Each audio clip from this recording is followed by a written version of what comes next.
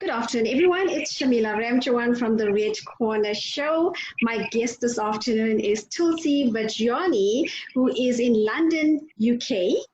She's a motivational speaker, a Pilates Rehabilitation Specialist, an ambassador for charity Changing Faces, ambassador for Together Band, supporting the UN Foundation to reduce inequalities, and a compassionate humanitarian. Hello, Tulsi. How are you? Hi Shamila, how are you? I'm great, thanks. I think the last time we actually saw each other was in Morocco in 2018. Has it been 2018? Oh my God, that's insane. 3 I know years? it's crazy, right? I mean, the years have just flown by. Yeah, but like, now looking at you, it doesn't feel that long in that way. But yeah, obviously so much has happened. Well, look at you. You know, I said to you when you came on now, it's like you look amazing. I mean, you looked amazing then, but you look absolutely amazing now. Your hair's changed as well. Yeah, thank you. Gorgeous. And I know you've been very busy, and we actually want to hear all about what you've been up to. So we're going to start by getting to know a little bit about you. I think everybody wants to know, who is Tulsi? Who is she? Yeah, so I mean, obviously we met 2018, and we just obviously connected with the charity work that we were doing, and it was so nice of you to invite me to do this with you because South Africa I've never been, but I can only imagine, like, everywhere around the world we're obviously going through so much right now. So any kind of hope or motivation that we need, I think it's really good. So thank you so much for connecting me with, obviously, your followers in South Africa. And just a little bit about me. So I was involved in a plane crash when I was 10 years old. I lost my mum, dad, and my brother. So in a split second, life as I knew it changed. And if you think, like, at the age of 10, when you're trying to tell a child life has changed, it's quite hard to, comprehend. Mm-hmm. But here I was with, life-changing scars, and obviously the news that I've lost my family. So, but I think at that time it didn't really mean anything, because I suppose because I was in and out of sedation, I was protected by my other family members, like my aunties, uncles, and grandparents. I didn't feel any different. But it's when they removed the bandages from my eyes in hospital. So the accident happened in India, and I was flown back to the UK. So when they removed the bandages from my eyes, the person inside still felt like Tulsi, a very, like, boisterous, loud, humorous, pretty much what you see now. But that's how I was. So I still felt the same person. But when I looked at myself in the mirror, that person wasn't me. Because in my head, when somebody says you look different, looking different could be, like the hair color or a hairstyle or something, but not a whole identity change. Mm-hmm. So obviously I didn't really comprehend what burns even look like, or what looking different would be like. So I was just excited to see myself in the mirror, but the person looking back in the mirror obviously wasn't me. It was somebody else. I felt somebody drew that face on, because surely that's not me. Obviously the girl who left the UK to travel to India, I knew what she looked like. I knew that face, I knew that body, but suddenly I don't look like that girl anymore. But yet I still feel like that girl. I still feel like the one who's got ambitions and, this inner fight for injustices, which I used to have from a young age. But when I look down at my left hand, which you can see now, it was just red raw. There was metal rods sticking out my fingers. So literally it was like, what has just happened? So where my family and obviously everyone at the hospital had told me what had happened, I don't think it fully sank in until I saw my hand and my face. But whether naively or optimistically, I actually thought in a year's time there's going to be this magic cloth and all these scars will disappear. And in the meantime, my family will come back to come and get me. So that's what kept me going, particularly in that first 2 years after the accident. It was like this hope that they've lost their passport in India. Obviously, it's probably been burnt in the plane crash, you know, like, so they now have to get a new one. They don't know how to get a new one. They're probably looking for me. I want to let them know that I'm in the UK now. So all of that was going on, which, as we know, is, you know, survival mechanism. It's a protection, it's a barrier. And it's denial, right? Like, it's denial of what had actually happened. I was really fortunate because my family, you know, supported me so well, had a great network of friends. You know, starting a new school, or starting high school. But I still felt really isolated. I couldn't share like the negative experiences that I endured, like the bullying, you know, like the name calling, people crossing the road in case they might catch something. That's when I felt really isolated. And if we look at where we are today in the current times, you know, wearing these masks, feeling isolated, especially from our family members, from our friends, work, you know, everything. It's a really horrible, lonely place to be. And that's exactly how it felt for me back then. I went into voluntary self-isolation because I had a choice not to go out. I didn't want to deal with people staring and calling me names. But on the other hand, my grandparents used to kind of force me to go out, like maybe to buy, you know, the milk and things. Maybe they were sort of, you know, kind of preparing me for the real world, really. Although it was painful and I resented them at the time, but that was the only way I was going to get out of my house and, I suppose, deal with this, you know? Yes, but I mean that is you know, it's a prime age, 10 years old, and you know, there's, like you said, you were bullied and teased about it, and you went into self-isolation. But how did it feel at the time? Can you recall those memories? Oh, it was so lonely. You know, it's lonely because if I shared, when I did share it with any sort of, just say, family member, that, oh, don't worry, it's just how it is. And suddenly them saying this is how it is, it meant that this was normalized. You know, it meant that I had to accept that this type of behavior was normal. But we know it's not normal. We know it's not acceptable. But if you think of, like, you know, 30 years back, everyone tried to make things normal just so we didn't have to deal with it. So we didn't have to call things out. So we didn't have to corner the truth. So I suffered in silence, and it was lonely because no one understood. Um, you know, I suppose whatever we're going through, not just about burns, you know, whatever we're going through in our life, we always do feel like we're on our own, right? Like, we know there might be support systems out there, but in that primary moment, we always do feel like, how am I going to get through this? Or hang on a minute, why am I the only one suffering like this? Like, no one will understand. And Yes, it's and really you know, you besides having you know, issues with your face being disfigured, you also had problems, as health problems as well, with your kidneys. That's right. Yeah. So my kidney issues started around, you know, 2006. So this was almost like 16 years after the accident.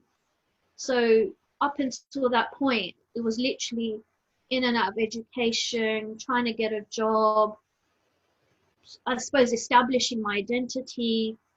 And then I enrolled onto a degree, which I'm finally now passionate about, really like loving it, enjoying it. And in the midst of it, feeling really, really ill. And it was like, hang on, what's going on? But even at that point, I didn't think of it as a big deal. I just thought maybe it's like a headache, or, you know, a few doses of paracetamol and I should be okay. It was, I kind of thought of it that way. However, having had all my like blood tests and being rushed to A&E, had a biopsy on my kidneys because my creatinine levels were showing quite high. It was confirmed I had end-stage renal failure. So when my consultant told me that, all I heard was, "You are dying." Gosh. I didn't hear him say, "Don't worry, like you can still live a relatively normal life, being on dialysis or having a transplant." I didn't hear that. All I heard was, "You are going to die." That's And a my bit first harsh. thought was, yeah, and my first thought was, well, I can't go like this. I'm in the middle of doing my degree. Find me something that I love. I don't want to die. And I don't want to die. He was with me. She goes, "No, no, no, listen to the consultant. It's okay. Just breathe. You're going to be all right." And in my head, I'm thinking, how do you know I'm going to be all right? How do you know? But I guess it's that inner faith I must have had that just kept going and knew that I will be okay, whatever okay is. And so we didn't know at what stage the kidneys were failing, because when I got diagnosed, it was only 15% function. Oh my God. Now, there was no measure. You couldn't tell whether it's going to, it was declining rapidly or slowly. So within 4 months, they did fail, went down to 6%. I had to have a catheter fitted into my abdomen. My Within goodness. 2 weeks, I was learning how to dialyze. And when I came back from hospital, my home had changed into literally like a medical unit. And it was so surreal, no time or preparation. There was a printer-like machine near my bedside. My back room, which was empty, was just filled with medical boxes of fluids and solution. And life as I knew it had now changed again in a really dramatic way. But like with all things, I think for me, I've always been that kind of person. It's no big deal, just get on with it. And Tulsi, at that stage, who was actually taking care of you? so I was living with my grandparents at the time. I still live with my granddad now. And I suppose for me, the guilt side kicked in because they're elderly. They shouldn't be looking after me effectively. If Mm-hmm. anything, I should be helping them or wanting to help them. And that felt quite isolating. So because of that, I try to make everything normal and try to get on with it without complaining, just so it doesn't affect them, So I did that quite a lot throughout my life to protect them. I didn't talk about a lot of things. Because I suppose we never want to see our loved ones hurt, obviously, and we don't Yes, want for to put that kind sure. of pressure. But I did try to normalize it. And because I was so keen to get back into university, I just went with it. I was lucky that I was able to dialyze at night, which meant I could come off the machine in the morning, go about my day, and then plug in at night, which was great, which was great in that it was still giving me a relatively normal pace of life. I did enjoy partying, but I had to sort of prioritize which party I could stay till late and then go on my machine, or which one I had to forfeit. It's just one of those things I had to do. My goodness, you're a real survivor. But just going back to your face, how many operations did you have? 50 plus, surgery on my face and body. So that's skin grafts and plastic surgery. I've had some work done after I was discharged as well, like on my hands, on my face, like releasing some tight scars. But it got to a stage where it was left to me to decide what I needed doing, or so. And because I felt this was my lot, I never really went back to hospital. I kind of accepted this is how it is. So never really wanting to change anything at that time. You're absolutely beautiful. I mean, I met you in person. We spent so much of time together in Morocco, and you are just beautiful inside and out. Just on your journey, take me to the bullying. How did it feel? How did you overcome that? I don't think we overcome it as such. I think we just learn different coping mechanisms. At that time, like I said, very isolating. When I was with my friends, I felt protected, but it's like the journey to and from school was where it was difficult, or the journey to and from hospital when I was on my own, you know. In school, it was brilliant. I was so fortunate. I had no bullying in school. Even till today, you know, some of those friends are still like very, very dear to me now. But as any person who's ever been bullied in whichever capacity, it's a very lonely and isolating feeling, and it's a feeling that no one understands. Yet there is hope out there, there is help, but when you're going through it at that time, it doesn't feel like that. And it's since building on my confidence to where I am now, I guess I don't notice the bullying. It's there. Don't get me wrong, it's there. Yes. Because people are going to stare. People are still going to be, you know, conditioned to believe this visible difference is something to be scared of, or, you know, to be disgusted by. But the more I'm out there, and the more I'm not only representing myself, but my visible difference community, we are now going to open more dialogues. We're now going to be integrative part of society, because that's all we've ever wanted, you know. Absolutely. To be included in things, be represented fairly. Yes. And, you know, a lot of people that have gone through what you went through would have lots of regrets. But in your case, you call it your life's calling, because you're a survivor. You do not stop there. You actually go out now and you inspire and empower others to actually emphasize the fact that they can actually do, or, you know, uplift themselves in terms of what you've been through. So, you know, you are the voice for a lot of people right now. So take that journey in terms of what you're doing with your foundation. Yeah, so I think anything that we go through is like, first potential thing we may ask, why me? Why is this happening to me? So I never had that from a young age. Like I said, I kind of accepted my lot. But when my kidneys failed and I was lying in hospital really, really, really ill, it came to me that I was really hard on myself. And, you know, I set myself this precedent that I've got to be this perfect person. I've got to look like that woman in the magazine.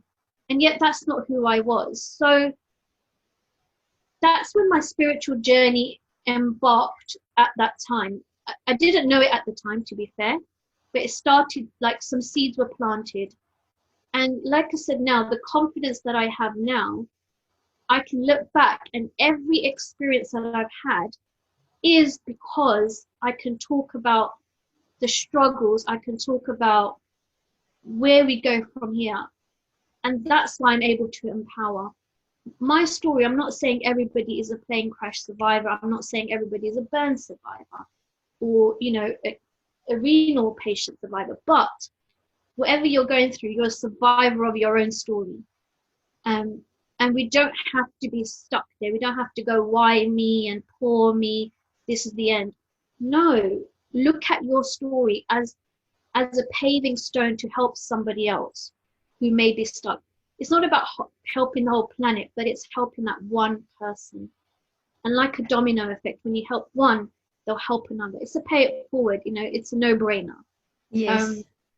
And for me, I'm fortunate, I get to do it on a large capacity. I get to plant my seeds, you know, far and wide. And all I'm here to do is to help people live their true, authentic self, to live from their heart, you know, not from their mind. Because the mind limits us, but the heart is just unlimited. And we can live this unlimited life, new experiences, feeling good. Yeah, no matter what's going on around us, we can still look at the positives as well. And, you know, that's what I'm about. Yes. Well, you know, you're such an inspiration, and, you know, you believe in the strong word self-love. And I think that is just something about you, because I met you, I know the type of person you are, because it's just not about loving yourself. I mean, it's the love that you actually give out there when someone is close to you as well. And I've come across that. I mean, we sat together, remember we were playing with the babies and we had so much of fun. But just take me through the Reiki Master 2013, I think it was, that you actually involved in that. How was that experience? What do you do with that now? So yeah, I would sort of backtrack a little bit just then. So in when I had my transplant, I was really ill. Obviously heavy drugs at the time, and being on like high dose of steroids, you can get hallucinations. So one night, just couldn't sleep. The ward is very eerie, and this image of Krishna. Now I'm, background wise from a Hindu background, but I was never really religious. It was not something that I was sort of grew up practicing in. So I'm obviously aware of the image, but not any other connection. But this image of Krishna came up, and I literally looked around the ward thinking, has everyone seen this? Because it was so clear, the colors were so sharp, and it literally felt like he was standing there. And I was like, hang on, what's going on? And medication and reality was just like really bizarre. And all I heard was, surrender onto me what you cannot control. And I was like, what on earth does that even mean? I've not even heard this phrase anywhere. It wasn't like somebody left me that phrase during the day when they visited me. It was so clear, but it didn't mean anything at the time. So imagining that's happened 2009, 2013, when I met my Reiki master, in between that time being really ill, in and out of hospital, nothing making sense. My aunt, who introduced me to the Reiki master, she said, look, if this doesn't help, I will then help you with hypnotherapy. I was just feeling lost. As you know, I've got all this love to give, but I don't know how to protect myself. So constantly being hurt or constantly feeling used. And then I met this amazing, Reiki master. I will mention his name, Mahendra. And he didn't know anything about my story. And then I laughed and joked and I said, for those of you who might be aware of the 7 chakras, for example, one of them, the solar plexus, and you're wearing the solar plexus color right there, which is amazing. Yes. But the solar plexus is our emotion center. And I laughed and joked and I said, by the way, just to let you know, my solar plexus has left my body, gone on holiday, and hasn't come back. So he thought I was just nuts. And when he got to that, when he was scanning that particular energy, he was like, gosh, you're not wrong. And I knew I had no confidence. So I call it fake confidence. To the external world, I was confident, life and soul of the party. But inside, I wasn't happy. I wasn't that beautiful woman that I would see in the bar or out in the restaurant or out on the street. I wasn't that person. I wasn't that woman that men look twice at. I wasn't that woman a man would ask me out. I wasn't any of those things. But so that's how you felt, right? Absolutely. And that's how I felt internally. It was because you're not. You are a beautiful woman. That's how you felt. And this is how I had to get to where I am now. But when he said, wow, we need to replenish this energy. So anyway, we had this beautiful session. It was very moving. It was very amazing. And I saw him for some time, and things just started to change within me. I started to feel that happiness, which didn't just go away the next day. It was just there. I didn't have to work for this happiness. It was just there. And time's gone on. I'm here now. Like, obviously, fell into being a speaker, literally, well, I would say by accident, but it wasn't. My first session was so nerve-wracking, because the first thing we think about when you face an audience is they're looking at me. They're looking at my scars, not realizing they're just listening to the story, Yes. But that's how heavy this feeling felt. But as I've done more talks, that sort of dissolved now. That's not in my thought. Right now I'm talking to you. I'm not bothered if somebody's thinking of me, oh my God, look at her scars. That doesn't come into my thought now. But yet, years ago, it was very deep. So the more I was practicing the Reiki energy and really understanding my emotions and, you know, working through my traumas, and especially because we bury everything, right? Any experience we have, we bury because it's so painful. You know, we either go down the route of drugs, alcohol. I went down overeating. I went down the route of, you know, abusing alcohol and drugs, but nothing. I was still empty. After all of that, I was still empty. I still wasn't happy because Yes. all those feelings got suppressed. But with Reiki, with kindness, with love and compassion, that that trauma, those negative narratives started to dissolve. And that's when I built this confidence that you see today. Um, and I think that also comes down to the fact that I practice the art of authenticity, because I can only be who I am in front of you as I am somebody who's on social media, as I am on the street. I don't want to be a different person in any scenario. Absolutely. Yes. I so agree Um, with you. yeah, I don't want to wear a mask. I'm tired of wearing a mask, you know. Mhm. And I don't mean the literal one we got to wear now, but you know, this facade, because it's hard. It's hard to be fake. Honestly, it's actually hard. Um, it's like the lie, you know, a lie on a lie on a lie becomes the truth, but when you unravel it, you realize it was a lie. And I refuse to live that way, you know, because it's hard work. It actually is hard work. It's easy to be yourself. Yes, I agree with you. It is hard work to lie because you're going to think about every time you tell a lie, you're going to think about or try to remember what you actually lied about. And then you actually mention another 10 lies to cover up that one lie. Exactly. And so even with that kind of trauma where we suppress it, you know, we're living that lie that everything's great. I mean, I'm going to say to you, even out loud now, but like grief, you know, my accident was 31 years this year. It doesn't leave. You know, grief doesn't leave, but we learn new ways to cope with it. We learn different ways, but one day out of the blue, it can hit you, but it's okay. We don't need to persecute ourselves. We don't need to say, oh my gosh, what's going on? Why has this come up? It's part and parcel of it. You know, pain and trauma can come anytime. Absolutely. I so agree with you.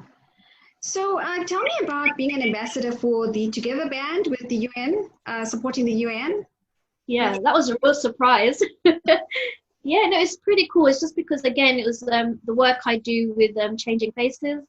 You know, Mm-hmm. I'm an ambassador for them. You know, the amazing campaign that they run, campaigning for people with a visible difference, you know, so they get seen, they get heard. Um, as you've seen, a lot of my social media, I get to do some amazing, you know, media work. You know, I got to do stuff with Avon, you know, as part of the Pledge to Be Seen campaign. So I got chosen to represent the UN goal for is number 10, which is reduce inequalities. So my part is about reduce inequalities and visible differences. So there's many categories under that. You know, there's gender, there's sexuality, there's disability. You name it. There's lots of categories. So yeah, I haven't actively done any work towards that at the moment, but it's an evolving project that's going on. So it's exciting. It's just exciting to just be, you know, to have that opportunity. Awesome. It sounds awesome. I'm going to follow you and I want to see what it's all about. And I think whoever's watching as well, if you can follow Tulsi, she's going to be tagged on this post. So please follow her and follow her journey because it's quite interesting. And you do so many different things. I think that's what makes your life so interesting as well. Well, I get bored very quickly, so yeah. But you know, I campaign in the fashion and beauty industry. You know, that's very important for me as well. Again, you know, as a woman growing up, we've got so much around us. We're trying to be somebody we're not, trying to accept who we are, and obviously then having a visible difference. It's like learning to accept that and understanding that this is my version of beautiful and it's not society's version, you know. And that's something I like to give to people. Don't measure your beauty on anyone else. It's yours. It's a personal thing. You only have to be beautiful for you, you know. you're not here to be beautiful for the world. That's all well and good. But to feel it for yourself is the best thing. And so for me now, you know, I'm grateful when I share a picture and people say, wow, you're beautiful, you're stunning. I love that. I accept that with gratitude, but I don't live for that anymore. But years ago, that would have meant everything to me. You know, that would have been like, wow, the world thinks I'm beautiful. Oh my gosh. And I was chasing this external validation all the time. And that's tiring as well. So yeah, that's why I campaign in this industry, because again, you know, we were taught this beauty looked like this one shape, one size, but we know that's not it. We know that is not. And yeah, I'm all about fair representation, and that's why I do what I do. I love that. You know, just embracing who you are, that's so important, and be your authentic self. But just taking us back to COVID, I mean, you know, that is the talk of the town. Everyone's talking about COVID. We're losing loved ones. You know, it's now hit home, literally. How did it affect you? How did you keep sane during this entire year now? Yeah, so when COVID all hit, I was in Australia at the time. And next thing, I'm literally trying to book a flight to come back to London. And out there, you know, they just nipped it in the bud, and it was brilliant. And so I've come to London, and straight from the airport to home, and where I'm shielding because I'm high risk, I had a different mindset. I was just like, hey, it's time for me to spend at home. I don't mind that. I mean, I'm a bit of a hermit when I'm not out doing my talks. So I took it upon myself, you know, there was a few projects I wanted to do at home. Suddenly I had mind space, I had time. You know, I've created my meditation room, which is my healing room. It's the kind of room I'm in at the moment. So yeah, you know, I had the chance to decorate, really embrace it. I got rid of so many old things that just didn't serve me anymore. So it was great. But the reality hit when suddenly I couldn't just get in my car and go and visit my family anymore. It suddenly hit me that I had to get my groceries delivered. It suddenly hit me that I couldn't touch my loved ones, give them a hug. It's just all these little things started to hit me. But, you know, where I said earlier, I went into voluntary self-isolation 30 years ago. Mm-hmm. And it was kind of that. This, obviously, we were forced upon it now. But it was a nice time for me to just pause. It was a nice time. You know, something massive actually happened in lockdown for me was I've always had anxiety, but it's not something I really entertained or worked out what it was. It was just always there. Then lockdown happened and this anxiety went. And you know what it was? It was, I didn't have to check in with myself of where I'm at and how am I going to deal with somebody looking at me or staring at me or calling me names. I had relief from that. I had relief that before I put my shoes on, I would have to check in. Where are you today? Are you angry? Are you upset? Are you sad? Then how are you going to deal with whatever's thrown at you? I didn't have to do that. It was lovely. It was lovely that I didn't have to have this guard about me, that I had to defend myself if somebody, you know, said something nasty or, you know, it's a horrible way to be. It's a horrible way to live. But this is a reality. This is reality when someone has a visible difference. Yes. They're on edge. And then we have this mask on top. So for some of my peers, it's been a relief to an extent because it has reduced people staring, because you may not be able to see the whole visible difference.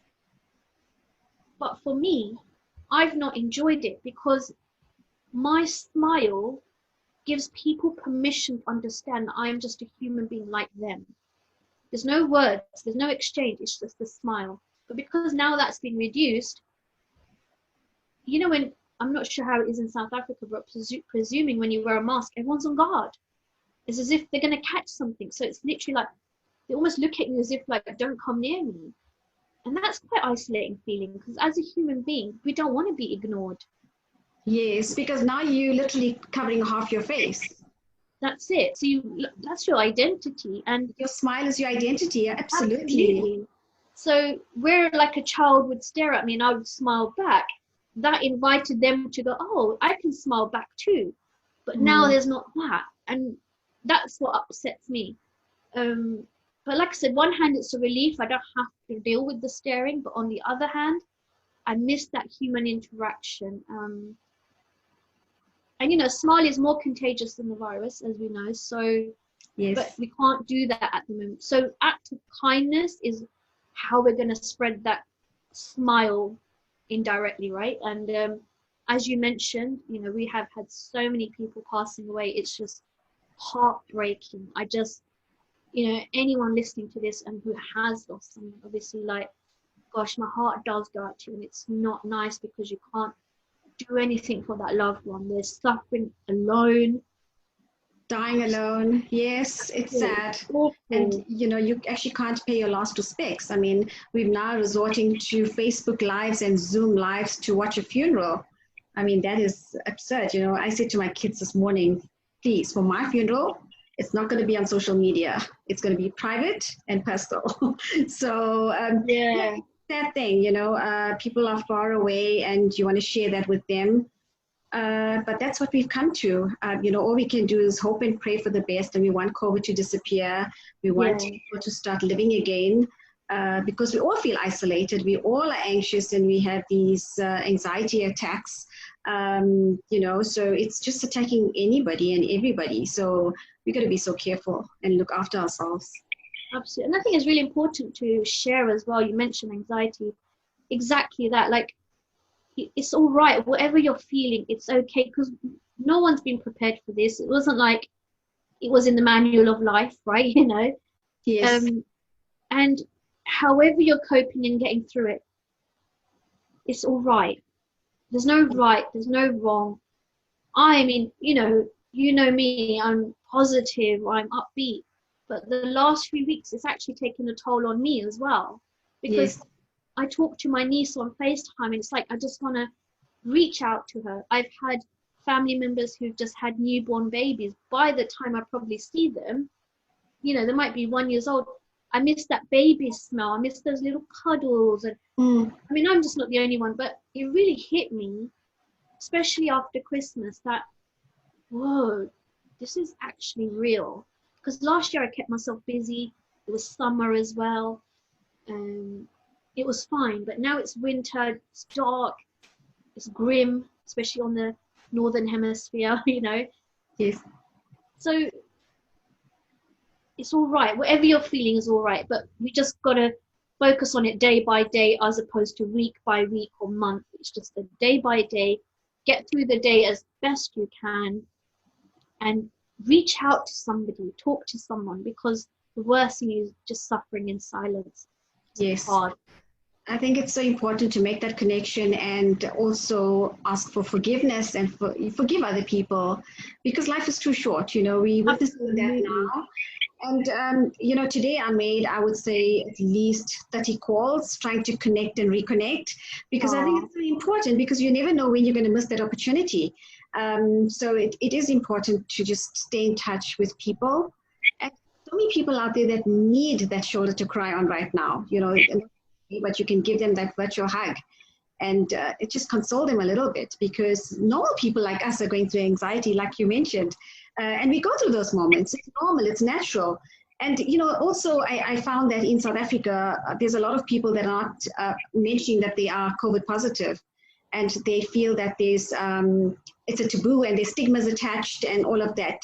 We need to come out and tell people because at the end of the day, you are going to spread the disease. mm, And you're literally a killer because you spread the disease and people are dying. So, yeah. you know, come out and tell people and self-isolate as well. I think that's so important. Just keep the disease to yourself, get better, and then you can go out. And, you know, if we all do that, then at some point this is going to come to an end and then we can socialize again. Mm, So it is important messaging that we need to actually play our part and mention it all the time. We're not preschoolers, you know. That's what I yeah. keep on social media as well. We're not preschoolers. We need to now take heed and take the necessary precautions and follow protocols. It's important.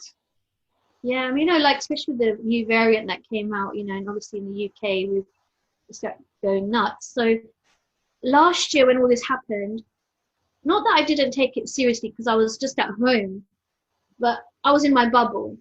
But this year it hit me because suddenly, because of this variant, it's everywhere, and it's so like you can get it quicker than you might have done the one last year.